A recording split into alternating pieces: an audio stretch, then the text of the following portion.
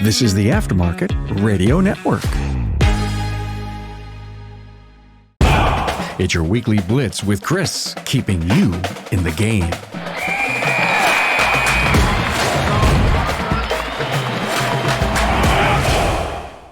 Are you ready to supercharge your auto repair business? This is Coach Chris Cotton from AutoFix-Auto-Shop-Coaching. The Weekly Blitz is where industry expertise and business innovation collide, revving your engines for the week ahead. Every episode has game-changing insights, up-to-the-minute industry updates, and practical tips to shift your business into high gear. We're talking about stuff you didn't even know you didn't know, folks.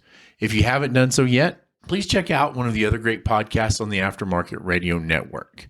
Are you tired of cookie cutter marketing that doesn't resonate with your customers? Brian and Kim at Shop Marketing Pros understand. They were once shop owners themselves. They offer comprehensive marketing solutions to help build your brand and attract new customers. Items such as social media management, targeted advertising like Google ads and Facebook ads, content marketing, search engine optimization, and website design. Shop Marketing Pros, let's grow your business together.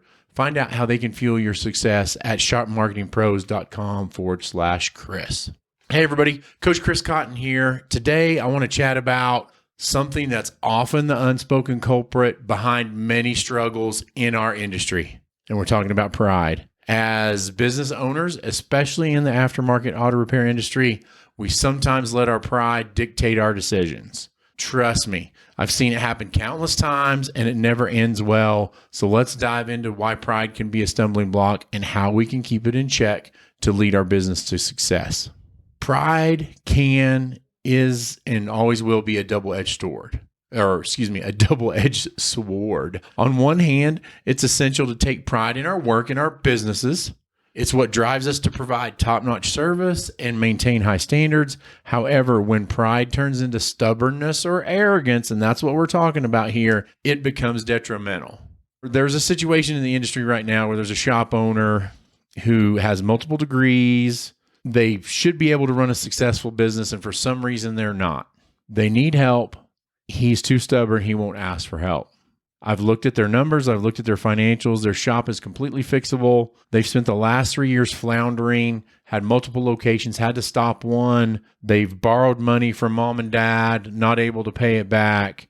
The only thing at this point in this person's business ownership that is keeping them from being successful is the shop owner's pride, and it's killing the business. My guess is it's killing family relationships, both with spouses, employees, and parents. It's a sad thing. It happens. There's no reason for it to happen. There's tons of great coaching companies out there. If you don't want to be involved with us, that's fine. Find somebody to help. Go out there. There are other groups. I wouldn't take 100% of what they say to light, but there is help out there. You just being stubborn, being too prideful to ask for help, the only person you're hurting is yourself. Other people are going to go on. After you've ran your business into the ground, all your employees are going to have a job within a week. The only person you're hurting here is you and your family. Okay? So let's get into it a little bit more. Here are 8 ways pride can manifest and cause problems. Number 1, resisting change. The auto repair industry is constantly evolving. I just talked about it in my last podcast. We've got new technologies, tools, methods. All of these things are being introduced regularly, yet I've seen many shop owners resist the changes, clinging to the old ways because they're too proud to admit that they need to learn something new or they need to be open to new things. This resistance can and will leave your business lagging behind competitors who are more adaptable, and they'll still be in business long after you're shut down. Number 2, ignoring feedback. I would also say ignoring feedback and not being able to take constructive criticism. Let me say that. Whether it's from customers, employees, family members, coaches, feedback is invaluable. It's how we get better.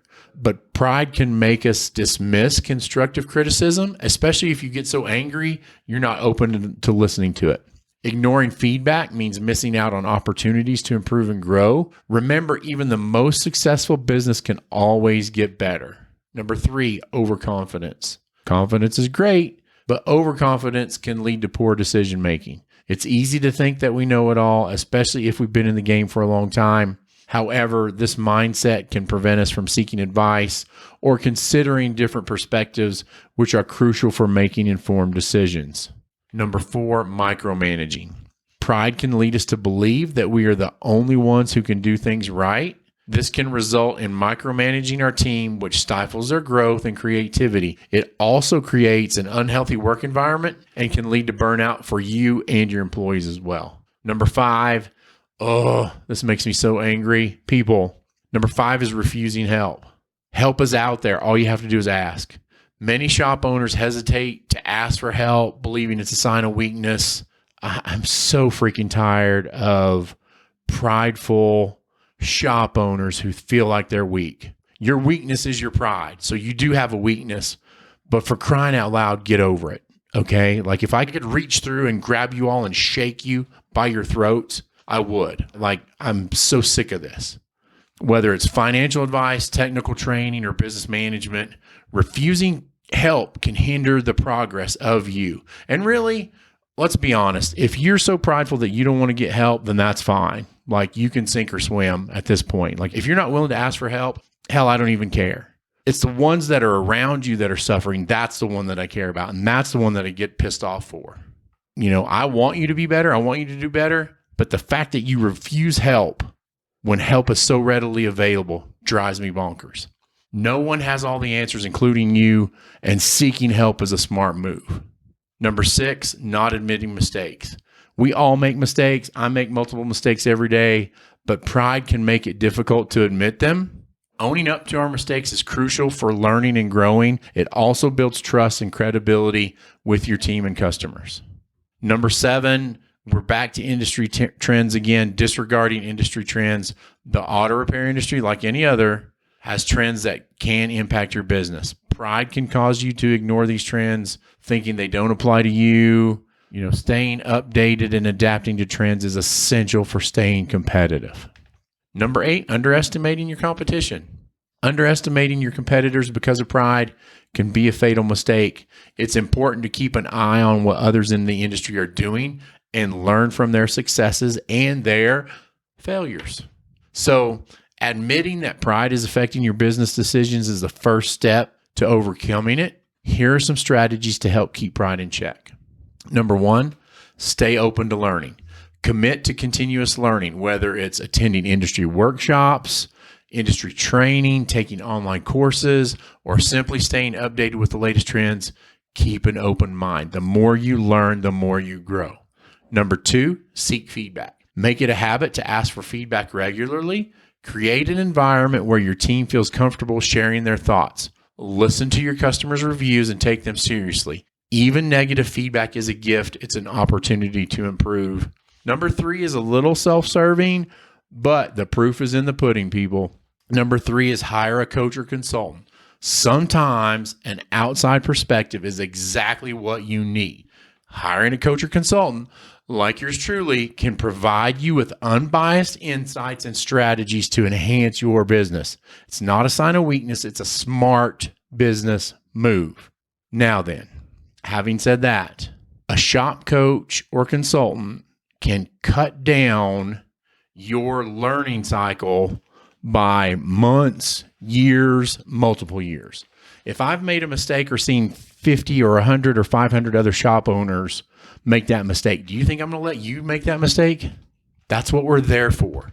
We're there to shorten the learning cycle so that you can get better or be better. In a perfect world, would I want you to hire me or any of my group? That would be great. But as long as you hire a coach or consultant, that's really all I'm looking for. We can't possibly coach everybody. It'd be great if we could, but we just can't. And I don't want to. People ask me, Chris, all the time, what do you want to be? I do not want to be, well, I'm not going to call them out by name. I don't want to be like some of these other coaching companies that have thousands of clients. That's not who I am. That's not who I want to be. That's not who AutoFix wants to be. Number 4, embrace change. Change is inevitable, and those who adapt thrive. Whether it's adopting new technologies, implementing new business strategies, or even changing your management style, be willing to evolve. Number 5, practice humility. Humility isn't about thinking less of yourself. It's about recognizing that you don't know everything and that there's always room for improvement. It's about valuing others' opinions and being open to new ideas. Number 6, build a strong team. If you listen to our last episode, number 167, we talked about that. Trust in your team's abilities and delegate responsibilities. Encourage them to take initiative and make decisions. This not only helps you, but also empowers your team and fosters a collaborative environment. Number 7, I think this is a huge one. Network with peers. Connect with other shop owners and industry professionals. Sharing experiences and challenges can provide new perspectives and solutions you might not have considered. Number 8, set realistic goals. Pride can lead us to set overly ambitious goals without considering the practicalities. Setting realistic, achievable goals ensures steady progress and keeps the team motivated.